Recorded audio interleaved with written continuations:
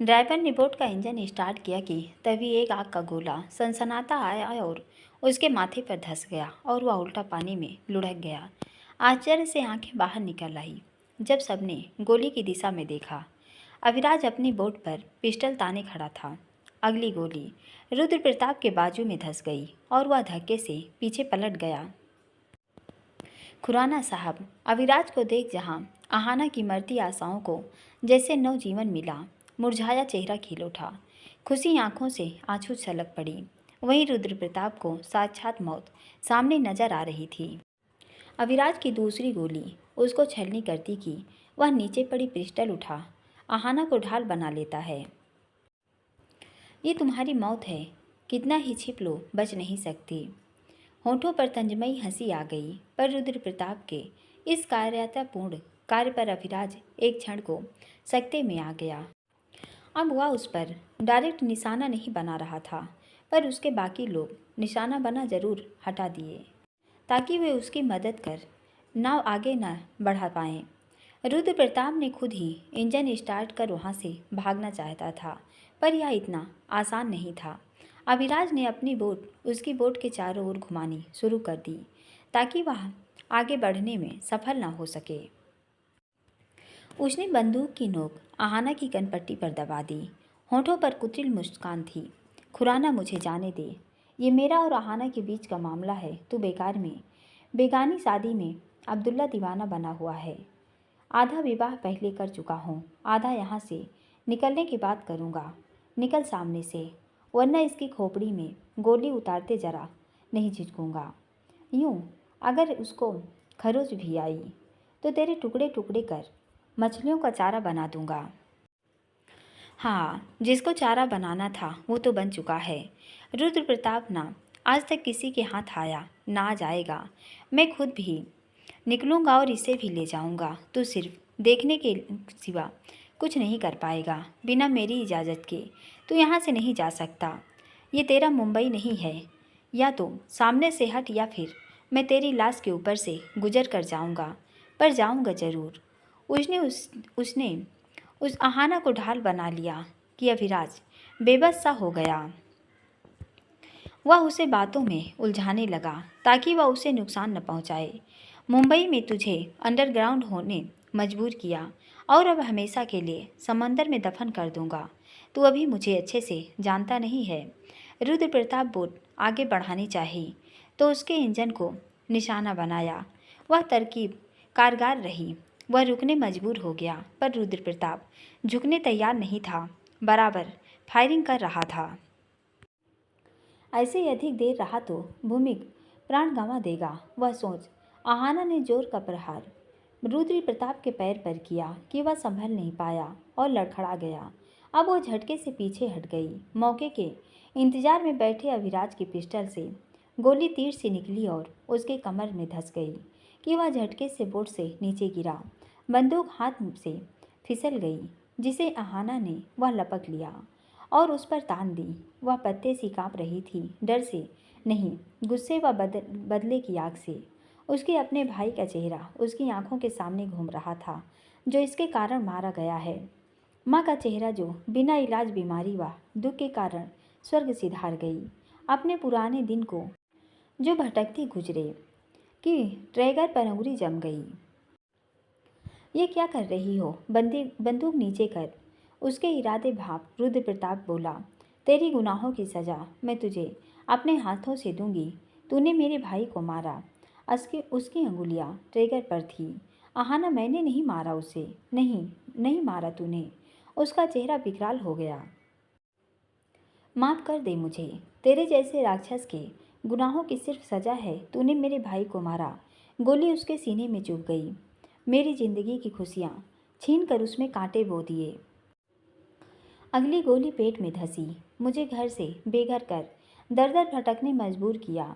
तुझसे मेरा बदला तो तभी पूरा होगा जब तुझे अपने हाथों से नर्क पहुंचा दूं। नहीं आहाना, वह बुदबुदाया, पर उसकी बंदूक से धाए धाए गोलियां चल रही थी। बदहवास सी हो गई।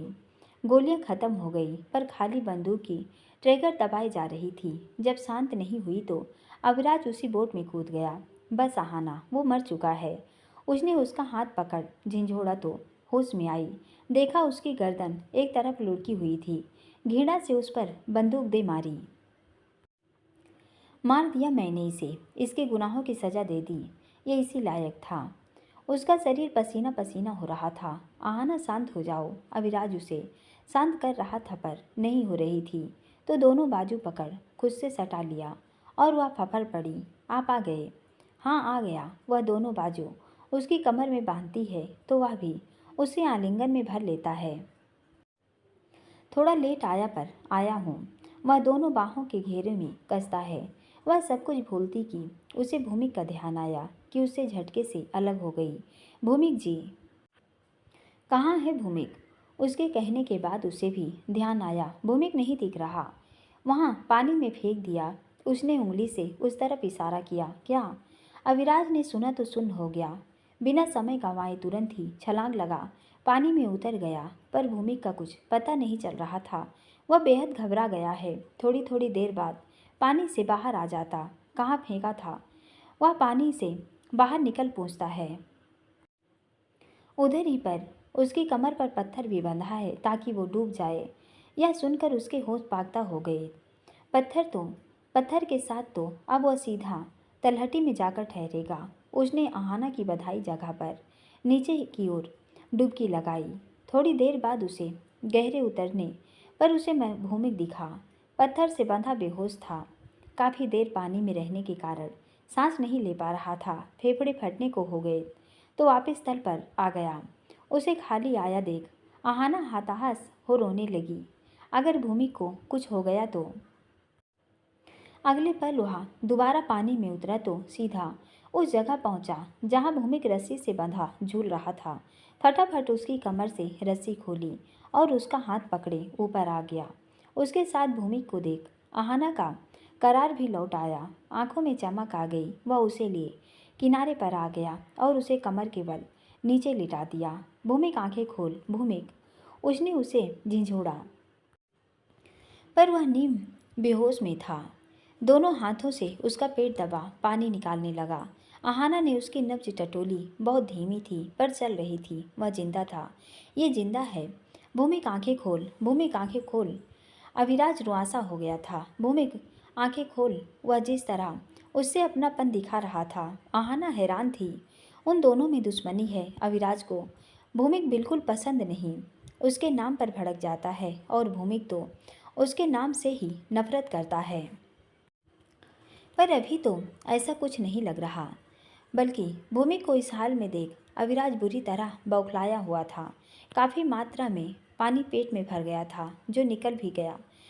पर बेहोशी का कारण सिर पर लगी चोट है जिस वजह से वह बेहोश है, होश में नहीं आ रहा था। अब क्या करें? सब ठीक हो जाएगा, घबराओ मत। प्लीज़ इनको बचा लीजिए। ये सब मेरी वजह से हुआ है। खुद को क्यों दोष दे रही हो? रुद्र प्रताप हमें यहाँ ले आया। इन्होंने बहादुरी से उसका मुकाबला किया और जैसे रूठ लगते हैं वैसे हैं नहीं। मैं हिमानी जी को क्या जवाब दूंगी? वो पूछेंगे। तो वह रोते हुए बोली, शांत हो जाओ आहाना, हम जा रहे हैं। भूमि को कुछ नहीं होगा। देर तो नहीं हो जाएगी? नहीं। थोड़ी ही देर में एक हेलीकॉप्टर उनके ऊपर मंडराने लगा तो दोनों वहाँ से पीछे हट गए। लो आ गया। अब हम इससे जल्दी पहुँच जाएंगे। Thank you. भूमिक जी के लिए इतना कर रहे हैं। वह कुछ नहीं बोला कि उसके लिए नहीं खुद के लिए कर रहा था। दुश्मनी सही है तो खुराना ही। क्या वह उसे मरने देगा? पर बस मुस्कुरा दिया और भूमिक को उठाकर उसमें डाला। खुद बैठा और फिर आहाना को भी खींच लिया। हेलीकॉप्टर ने उड़ान भरी और थोड़ी ही देर में वो कोची पहुंच गए। एक बड़े से हॉस्पिटल में उसको दाखिल करा दिया गया जहां उसका इलाज शुरू हो गया। सिर पर गंभीर चोट थी और पेट में भी पानी चला गया था तो आईसीयू में था। यह खबर सनसनी न बने।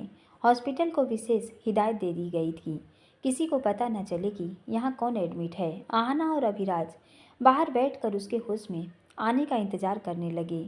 आहाना आश्चर्य में है कि अभिराज भूमिक के लिए क्यों इतना चिंतित है। वह वजह समझ तो नहीं पा रही। पर हर बार की तरह अविराज समय पर न आता तो क्या हो जाता। पिछले दिनों बढ़ी नाराजगी की बर्फ हल्की पिघली। वह उससे शादी करने की जिद में अपने उस रिश्ते को भी नकार रही थी जो उन दोनों के बीच उससे पहले से हैं। आज अगर आप समय पर न आते तो रुद्र प्रताप अपने इरादों को अंजाम देने में सफल हो जाता। मैं ऐसे कैसे होने देता। बल्कि दुख इस बात का ही है कि मैं लेट न होता तो भूमि किस हाल में न पहुंचता। आपको कैसे पता चला कि हम मिसिंग हैं।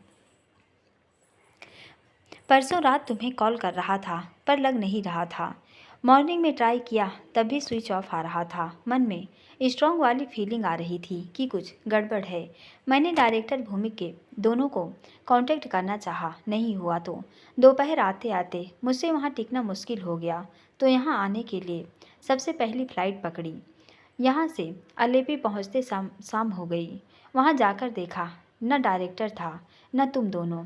पूछने पर पता चला कि नशे में उसकी और भूमि की झपड़ हो गई थी जिससे वह चोटिल हो गया तो हॉस्पिटल में एडमिट है। उसे तुम दोनों के बारे में भी पता नहीं था। बाकी लोगों को पूछने पर उन्होंने भी असमर्थता जताई। किसी को नहीं पता कि तुम दोनों कहाँ हो। पुलिस के पास गए, उन्होंने आश्वासन दिया कि ढूंढ रहे हैं। सब जगह तलाश किया पर निराशा ही हाथ लगी। इस पूरी जगह का मैप खंगाला पर यह जगह उसमें शो ही नहीं हो रही थी। आखिर मुझे यहाँ के अथॉरिटी से सैटेलाइट के इस्तेमाल की परमिशन लेनी पड़ी जिसमें उस जगह पर कुछ मूवमेंट नज़र आ रही थी तो उधर आ गया। मुझे तो लगा था तुम दोनों वहाँ फंस गए हो पर समझ नहीं आ रहा ये रुद्र प्रताप अचानक कहाँ से कब से मेरे पीछे था और मेरे अकेले होने का इंतज़ार कर रहा था। मुंबई में आपके डर से चुप था तो मेरे पीछे यहीं आ गया और अकेले होने का इंतज़ार कर रहा था ताकि अपने बुरे इरादों को अंजाम दे सके। बस यही चूक हुई जिसका उसने फ़ायदा उठाया। मुझे यहाँ भी तुम पर नज़र रखनी चाहिए थी। वो हमारी सोच से कहीं अधिक गिरा हुआ वह घटिया इंसान था। उसने मेरी आखिरी उम्मीद भी तोड़ दी। कौन सी? मेरे भाई के लौटने की। समझा नहीं। पुलिस से बचने मेरे भाई का पुलिस मुठभेड़ में मरवा दिया, खुद बच गया। पुलिस उसकी शिनाख्त न कर पाए, चेहरा बिगाड़ दिया। यही वजह थी कि उसके बारे में किसी को कुछ नहीं पता था। वह गालों पर ढलक आए आंसू साफ करती है। क्या?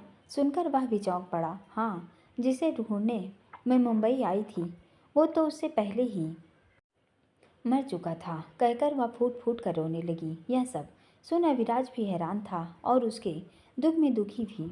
किसी की आखिरी उम्मीद टूटने के समान दुख भला क्या हो सकता है।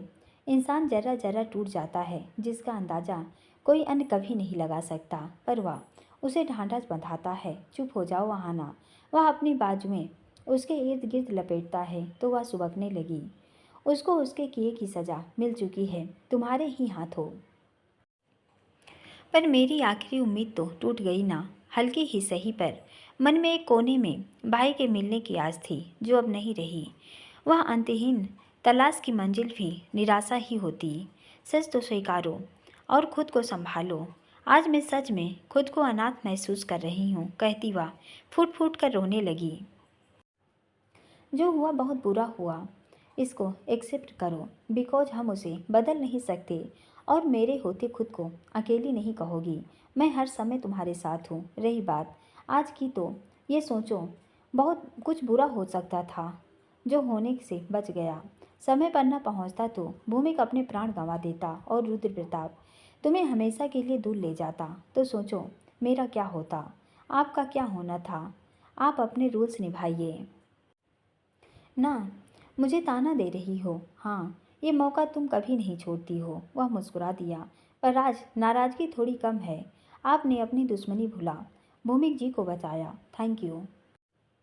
उसके लिए मुझे थैंक यू कहने की ज़रूरत नहीं है। भूमि को बचाना भी उतना ही ज़रूरी था जितना तुम्हें। अगर आज भूमि को कुछ हो जाता तो मैं भैया को क्या जवाब देता। वे फिर से टूट जाते। भैया? कौन भैया? आहाना ने आश्चर्य से पूछा।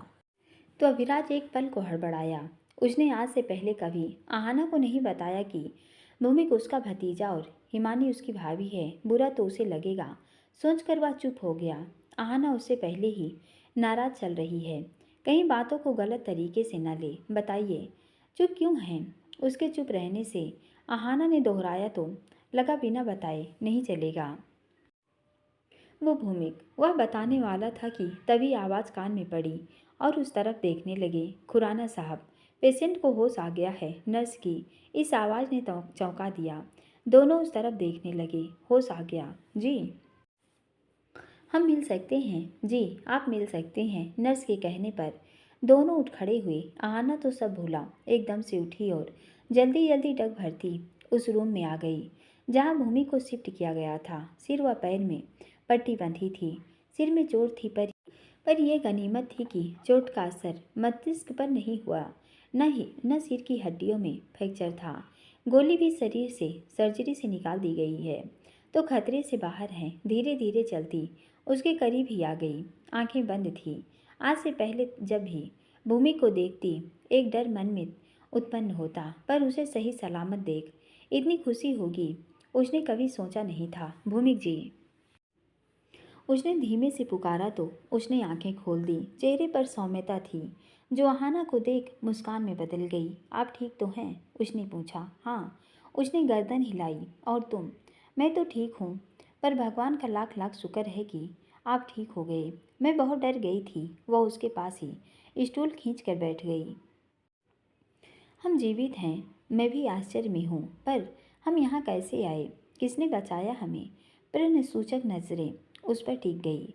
क्या आपको कुछ याद नहीं? नहीं, मुझे बस इतना याद है कि हम जंगल में थे और अचानक वो रुद्र प्रताप आ गया और उसने मेरे सिर पर पत्थर से वार किया। मुझे जिस बात का डर था वही हुआ। मैं बेहोश हो गया था।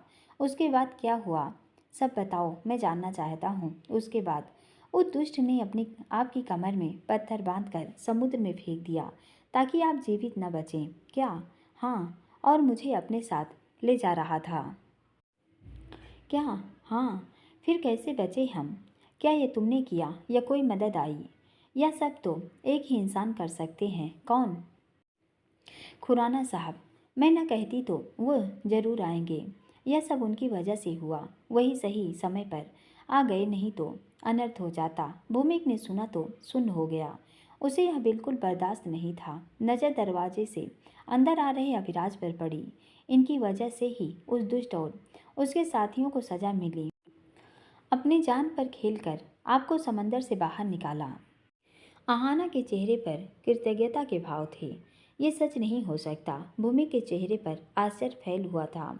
यही सच है भूमिक जी, आप इनको जैसा समझते हैं ये वैसे बिल्कुल भी नहीं है। इन्होंने एन मौके पर हेलीकॉप्टर बुलाकर हमारा रेस्क्यू किया, तभी आपको जल्दी ट्रीटमेंट मिला। आपको दोबारा जीवन इनकी वजह से ही मिला, वरना वो रुद्र प्रताप अपने खतरनाक इरादों में कामयाब हो जाता। धन्यवाद कहिए इनको। वह बोली, पर उसे जरा भी अंदाजा नहीं कि भूमिक अंदर से कितना खौल रहा था। अविराज को देखा जो एक तरफ खड़ा था। आइए न खुराना साहब। उठकर आई, उसका हाथ पकड़े ले आई। इनका धन्यवाद कहिए। अगर ये समय पर न पहुंचते तो सब कुछ इन्होंने ही किया। आहाना के चेहरे पर खुशी थी। भूमि के मन में क्या चल रहा था उसे बिल्कुल अंदाजा नहीं था। उसके चेहरे की तरफ देखा। कैसे हो अब? अविराज ने धीमी आवाज में पूछा, पर वह चुप रहा। आहाना को वजह समझ नहीं आ रही थी। भूमिक जी, आपको खुराना साहब से अपनी दुश्मनी खत्म कर लेनी चाहिए। जैसे आप इनके बारे में सोचते हैं ये ऐसे नहीं हैं। उसने अविराज के समर्थन में कहा। ये तुमने अच्छा नहीं किया। उसने आहाना की तरफ घूर कर देखा तो वह हैरान हो उसे देख रही थी। इससे अच्छा मर जाने दिया होता समंदर की तलहटी में। ये कैसी बातें कर रहे हैं? आहाना हैरान थी। ये सांसें अब इनकी कर्जदार हो गई। इससे अच्छा तो मैं मर जाता। भूमिक जी, ऐसा क्यों कह रहे हैं?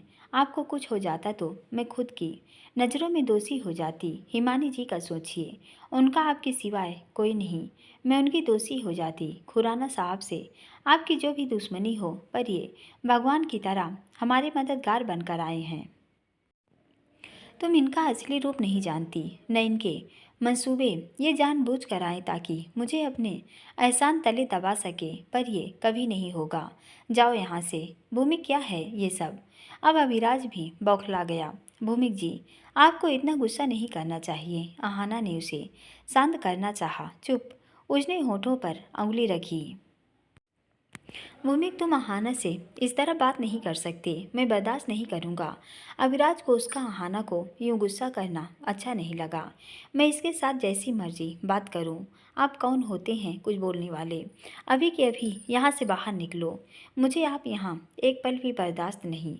उसे ज़ोर से बोलता सुन डॉक्टर आ गया। खुराना साहब, इनका इतना गुस्से में बोलना ठीक नहीं। दिमाग की नसों पर जोर पड़ेगा। इन्हें काफ़ी गहरी चोट आई है। Be careful. ओके डॉक्टर, चलो आहाना, बाहर चलो। अविराज ने आहाना का हाथ पकड़ चलने कहा पर भूमिक ने उसका हाथ पकड़ रोक लिया। वह उसे हैरानी से देख रही थी। तुम्हें जाने को नहीं कहा, तुम रुको, बात करनी है। आहाना ने अविराज की तरफ देखा। वह अभी भूमिक को कुछ कहना नहीं चाहता था तो बाहर की तरफ मुड़ गया। तो वह वापस बैठ गई। इतना गुस्सा आपकी सेहत के लिए अच्छा नहीं। उसे देखते ही मेरा खुद पर कंट्रोल नहीं रहता। क्यों आता है मेरे सामने? तुम सोच नहीं सकती कि मुझे कैसा लग रहा है यह जानकर कि ये सांसें उसकी उधार हैं। शांत हो जाइए। आपका गुस्सा करना ठीक नहीं है। आप घायल हैं, सिर पर भी चोट है और पैर में भी। उसे सामने देख खुद पर कंट्रोल नहीं रहता। आखिर दुश्मनी क्या है आपकी उनसे? थोड़ी देर पहले तक तो ऐसे कुछ नहीं लग रहा था कि उनकी आपसे दुश्मनी है, बल्कि वो भी इतने ही परेशान हैं आपके लिए जितने कि मैं। तुम इसे जितना जानती हो वे 1% है। ये इसका बाहरी रूप है। असल में अविराज खुराना क्या है तुम कभी जान नहीं सकते। कोई भी नहीं जान सकता मुझे छोड़कर। मैं इसके हर रंग से वाकिफ़ हूँ। शायद आप गलत हो। किसी के बारे में सब कुछ जानने का दावा भी भ्रमात्मक है। आप वही जानते हैं जितना इन्होंने खुद को दिखाना चाहा है। पर मैंने उनको जितना देखा है, समझा है, ये दावे से कह सकती हूँ कि वे एक अच्छे इंसान हैं। हाँ, उनका और मेरा जीवन के प्रति नज़रिया भिन्न है, पर इससे उनकी अच्छाई पर प्रश्न चिन्ह नहीं लग जाता। ऐसा होता तो वे मुंबई से यहाँ हमें बचाने ना आते। ऐसा कौन किसी के लिए करता है? ये आदमी हर काम फ़ायदे के लिए करता है। इसमें भी इसका फ़ायदा था मुझे नीचा दिखाने का अवसर जो था। एक बात अच्छे से समझ लो, जब तक वो यहाँ है तुम उसके आसपास भी नहीं भटकोगी।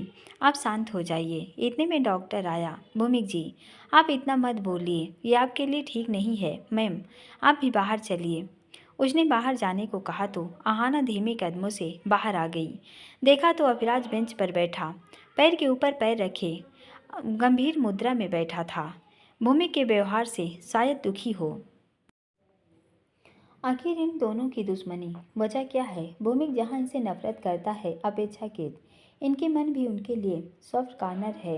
उसने खुद देखा पर भूमिक की नफरत की वजह क्या है वह भी वहीं पर आकर बैठ गई तो जैसे अविराज चौंक गया। क्या कहा भूमिक ने? कुछ नहीं। आप दोनों के बीच दुश्मनी की क्या वजह है? आप मुझसे चिढ़ते हैं और वो तो आपके नाम से ही नफरत करते हैं। क्यों? क्या तुम्हारा सब जानना जरूरी है? क्या आपको अब भी लगता है कि मुझसे छिपाया जाना चाहिए? आपको नहीं लगता कि मुझे ये पता होना चाहिए? भूमिक शरीर से जवान जरूर हो गया है पर दिमाग से अभी भी वो नासमझ हुआ जिद्दी बच्चा है जो हर वो चीज़ हासिल करना चाहता है जो उसे पसंद है। अपनी हर उचित अनुचित मांग मंगवाना चाहता है। ऐसा न हुआ तो दूसरों को नुकसान पहुंचाने की कोशिश करता है या फिर खुद को। समझदारी की कमी है उसमें। उसने तुम्हारे साथ वहाँ मिसबिहेव तो नहीं किया? तुम वहाँ अकेली थी इसके साथ। मानती हूँ कि भूमिक जी का बिहेव कभी कभी अजीब होता है, सामान्य लोगों जैसा तो बिल्कुल भी नहीं है, पर उनकी समझ बच्चे जैसी है ये बिल्कुल गलत है। उनके अंदर एक समझदार इंसान जिसका सॉफ्ट नेचर भी है, पर न जाने क्यों गुस्से के बाहरी खोल के अंदर वह उस भूमि को छिपा कर रखते हैं। वे उसे किसी को नहीं दिखाना चाहते। जैसे ही हम मुसीबत में पड़े तब से मैंने एक अलग भूमि को देखा जो यहाँ के भूमि से उलट जुझारू हैं। मुसीबत में हिम्मत नहीं हारता, अपनी जान पर खेलकर दूसरे की जान भी बचाता है। उसकी वजह से मैं सही सलामत हूँ। वो हाथ से चलाकर किश्ती टापू पर ले जाना हो, सांप के जहर को मुंह से खींचना हो या मेरे लिए रुद्र प्रताप से भिड़ना हो, उन्होंने अपनी जान की परवाह किए बगैर मुझे बचाया। आहाना, तुम्हें सांप ने काटा? हाँ, कब? जब हम आइलैंड पर थे। थैंक गॉड कि तुम सही सलामत हो। तभी मुझे अच्छा नहीं लग रहा था। वह उसके दोनों कंधे पर पकड़ कर लेता है। वह जानकर भी अच्छा लगा कि भूमिक ने वहाँ तुम्हें परेशान नहीं किया, बल्कि तुम्हें बचाया। वो जन्म से ऐसा नहीं था, पर उसकी परवरिश जिस औरत के हुई उसने ऐसा बना दिया। ये क्या कह रहे हैं? हाँ हिमानी जी, ऐसी नहीं हैं, वो बहुत अच्छी हैं। आप उनको क्यों दोष दे रहे हैं? तुम कुछ नहीं जानती उसके बारे में। मैं काफ़ी समय उनके साथ रही हूँ, उन्हें अच्छे से जानने का मौका मिला है। वो उसका बाहरी रूप है, मैं नहीं मानती। जो औरत अपने करियर के लिए अपने पति और बेटी को छोड़कर चली जाए, क्या वो सही है? किसी को बाहर से देखने पर अपनी राय कायम करना गलत है? नहीं, नहीं बनी होगी। अपने हस्बैंड के साथ पति पत्नी का रिश्ता आपसी तालमेल व विश्वास पर टिका होता है। एक अकेला उसके टिकाने या तोड़ने का जिम्मेदार नहीं होता। और उनके निजी ज़िंदगी में आपको क्या मतलब? और उसका भूमिक और उसकी दुश्मनी से क्या कनेक्शन? क्योंकि वो खुराना है, खुराना हमारा खून, जिसे ऐसा बनाने वाली वो औरत है जिसका नाम है हिमानी आरवंशी। उसने हमारे खिलाफ उसके मन में जहर भरा है कि वह हमारे हर रिश्ते को नकारता है। आहाना ने सुना तो जैसे जड़ हो गई, कानों पर यकीन नहीं हुआ। ये कैसे हो सकता है? भूमिक खुराना है? हिमानी, आप अच्छे से बताइए। भूमिक, आपका क्या लगता है वो अभिलाष भैया का बेटा है क्या? हाँ, मतलब हिमानी मैडम आपकी भाभी हैं? हाँ, नहीं थी। अब हमारा उससे कोई नाता नहीं। वंशिका हिमानी जी की बेटी है। हाँ, हे भगवान, ये क्या कह रहे हैं? ये सच नहीं, झूठ है सब।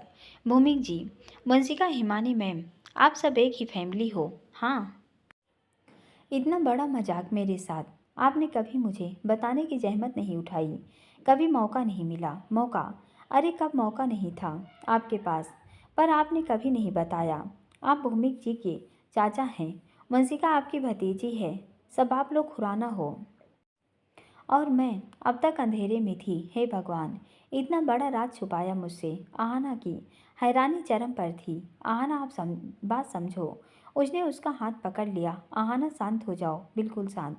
कैसे शांत हो? आपको पता था कि मैं हिमानी जी के घर पर रहती थी। मैंने बताया था कि भूमि का व्यवहार मेरे प्रति कैसा है। हाँ, इसलिए ही चुप रह जाता था, वरना कोई और तुम्हें इतना कुछ कह देता। क्या मैं चुप रह जाता? आपके खानदान के थे तो कहाँ कुछ बोल पाते। आहाना को बाहर वाला कोई कुछ न बोले, बस उसकी ज़िंदगी हलकान करे तो खुराना खानदान। वाह, आहाना की भाषा तंजपूर्ण हो गई। ये क्या कह रही हो? तुम मुझे हमेशा गलत क्यों समझती हो? ऐसा नहीं कि मैंने भूमिक से बात नहीं की, पर वो कैसा है क्या तुम्हें पता नहीं है? पहले बता देते तो मैं वो न करती जो मैंने किया। मंसिका हिमानी मैडम की बेटी है तो क्या फ़र्क पड़ता है? और क्या किया तुमने? पूरा पार्ट सुनने के लिए दोस्तों बहुत बहुत धन्यवाद। पार्ट छोटा है, लेकिन हम ज़्यादा से ज़्यादा पार्ट डालने की कोशिश करेंगे। और आप लोगों को कहानी पसंद आ रही है तो ज़्यादा से ज़्यादा लाइक कीजिए। जितना लाइक करेंगे आप लोग, हमें उतना अच्छा लगेगा और हम उतना जल्दी कहानी का पार्ट डालने की कोशिश करेंगे। Thank you.